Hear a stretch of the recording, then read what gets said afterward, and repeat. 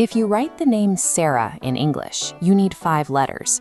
But if you translate that exact same spoken name into Japanese, it suddenly shrinks down to just 2 characters. So where did the rest of the letters go? Well, the English alphabet works a lot like modeling clay. You can pinch off tiny individual sounds, like a solitary S or R, and mash them together in any combination you want. Japanese handles foreign names using a specific writing system called Katakana.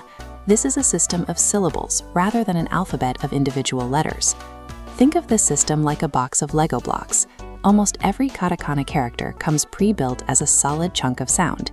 You take a consonant and a vowel, snap them together, and they become a single unbreakable unit. Working with these fixed blocks means letting go of your English spelling and focusing entirely on what you hear. That brings us to our first building challenge. Think about an English name that ends with a hard, sharp consonant, a name like Matt. Looking through your katakana Lego box to build this name, you're going to find a problem. Almost none of the blocks are standalone consonants. There is no plain T block you can pull out to finish the word. To finish building, you have to grab the closest block available. And because almost every block comes with a vowel attached, Matt has to borrow a block that sounds like toe. The spoken name shifts from Matt to ma-toe. The exact same thing happens with a name like Jack. You can't just end on a hard K sound, so you have to reach for a ku block, turning it into ja-ku.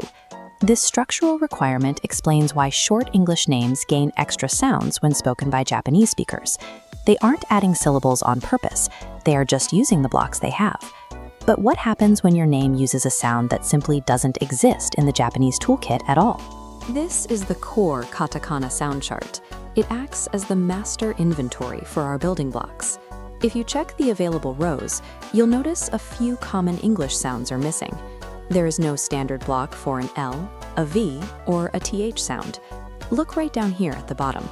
In Japanese, the L and R sounds don't operate as 2 separate letters. They share the exact same row. That means a name like Luke has to slide over to its closest available neighbor. When you build it with katakana blocks, the sound adapts into something closer to Ruku. The same rule applies to the missing TH sound. A name like Arthur gets smoothed out by the available blocks until it sounds more like Asa. Katakana acts as a filter, designed to find the closest sonic approximation using the local tools. Let's put all of these rules together with a tricky English spelling. Michael. Your first step is to ignore the confusing letters on the page. Forget the M, the I, the C, and the H. Just say the name out loud and listen to the raw pieces. My cool. Now we pull the specific katakana blocks that match those sounds. We need a ma, an E, a K, and finally, because we need to round off that ending L sound, a ru. My, K, ru, u.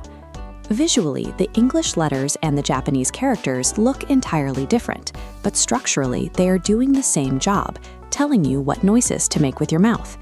This is a completed name on a display page. When you format katakana properly, the blocks are stacked vertically, reading neatly from top to bottom. Adapting your name into katakana is a creative puzzle. Try saying your own name out loud right now. Break it down into raw sounds, find your blocks, and discover your katakana identity.